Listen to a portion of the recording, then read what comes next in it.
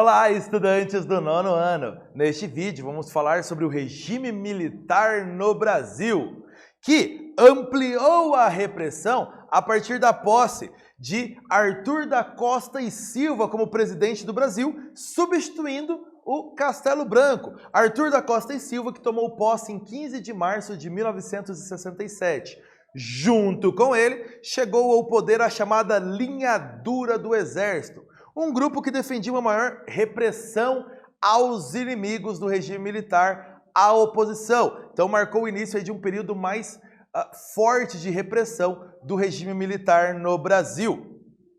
Essa linha dura, ela defendia a chamada doutrina de segurança nacional. O que era isso? Uma tese de que para garantir o desenvolvimento do país era preciso primeiro garantir a segurança do país. E como garantir essa segurança? Combatendo os inimigos internos, os chamados subversivos, os que queriam inverter a ordem do país, acabar com a ordem do país. Então esses inimigos internos eram todos aqueles que eram oposição ao governo ou que defendiam um comunismo na própria acusação do governo. Então combater os subversivos, os inimigos do governo, seria a maior missão dessa chamada linha dura no poder. Mas ao mesmo tempo em que essa linha dura chegou ao poder, a resistência também cresceu.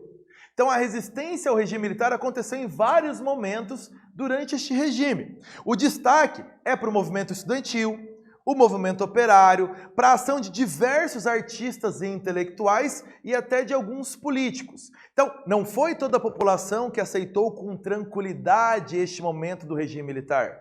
Muitos resistiram, foram para as ruas, mostrar sua insatisfação, mostrar os desejos pelo fim do regime militar.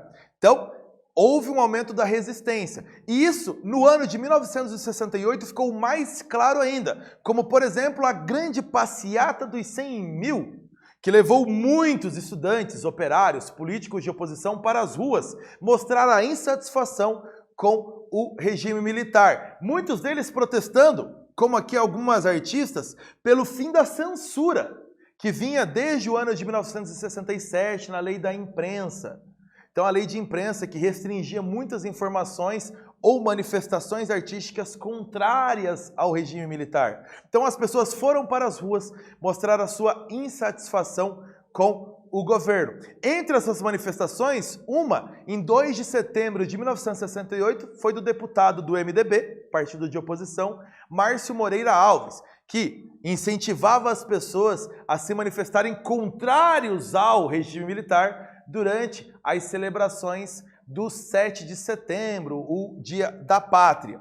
E todo esse conjunto de manifestações, de discursos, levou ao AI-5, Ato Institucional número 5, decretado em 13 de dezembro de 1968.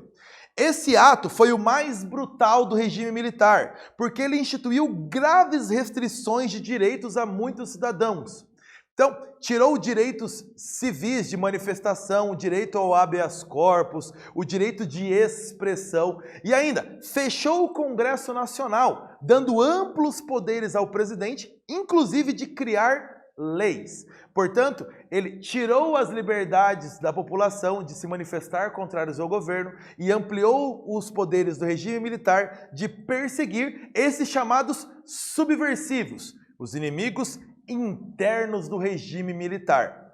Neste vídeo, nós falamos sobre o regime militar no Brasil. Espero que vocês tenham gostado. Até breve!